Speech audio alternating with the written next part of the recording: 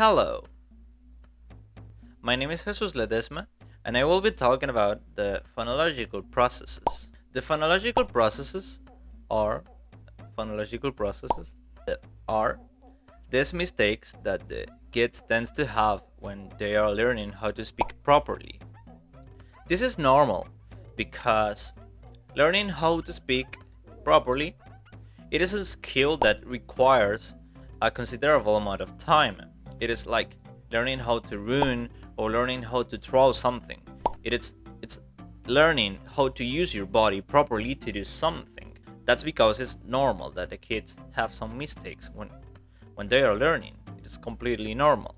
So we have some types of mistakes that kids can commit when they are learning how to speak. We have three types of phonological processes that we are going to view. The first of these phonological processes are the substitution processes, that are these ones that replace one class of sound with another class of sound. The first of these ones is the gliding. It is the substitution of a liquid sound, typically the sound of the letter L or R, with a glided sound, like WV sound, like Y sound or J sound. If you have something as rail, it may be pronounced as whale. Next, you have the vowelization. That is the substitution of a vowel sound with L or R sounds. If we have a word like apple, it can be pronounced as apple. Next of that, you have the backing and the fronting. The backing being the substitution of a sound produced in the front of the mouth, like D or N, with a sound produced in the back of the mouth, like K or G. If you have something like duck or duck, it can be pronounced as cook or I won't pronounce that one. Next, you have the fronting, that is the inverse process. It's the term used when sounds that should be made in the back of the mouth, the velar sounds, are replaced with a sound made in the front of the mouth, the alveolar sounds. If you have something as cookie, it can be pronounced as tutti. Next of that, you have the stopping. That is the substitution of a stopped sound like B, B, D, D with a fricative sound like F, V, S, C, sh, or ts. With this, you can have like wish pronounced as wit. Next of this, we start with another type of phonological processes, the second type, that are the syllable structure processes.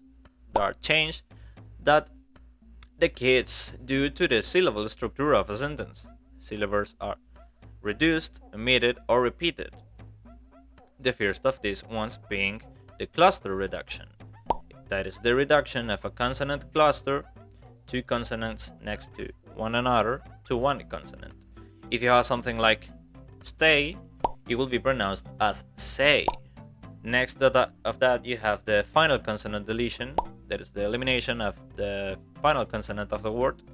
Like if you have a word like road, it can be pronounced as ro. And that. Like this, you have the initial consonant deletion, that is the elimination of the beginning consonant of the word.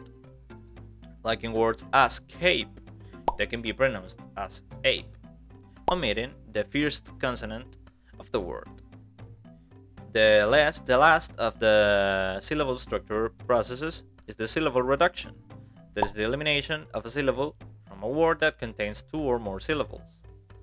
If you have a word like vanilla, it can be pronounced as nila, just. And the last type of phonological process, the third one, are the simulation processes, that are when sounds of syllables start to sound like surrounding sounds. The first of these ones is the simulation, when a consonant sound in a word starts to sound the same as another consonant in the word. If you have a word like cup, it can be pronounced as kach. Next to that, you have the reduplication, that is the repetition of a complete or incomplete syllable in substitution for a word. If you have a word like daddy, it can be pronounced as dada.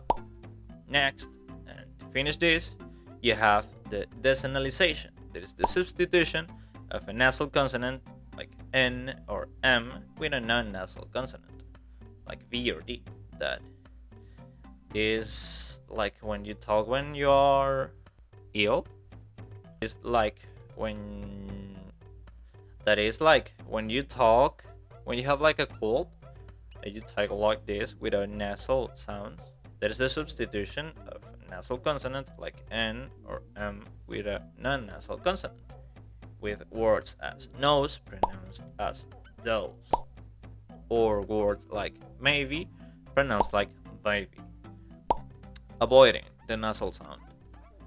So that's all with this video. We saw some of the phonological processes, not all of them, because they are a lot.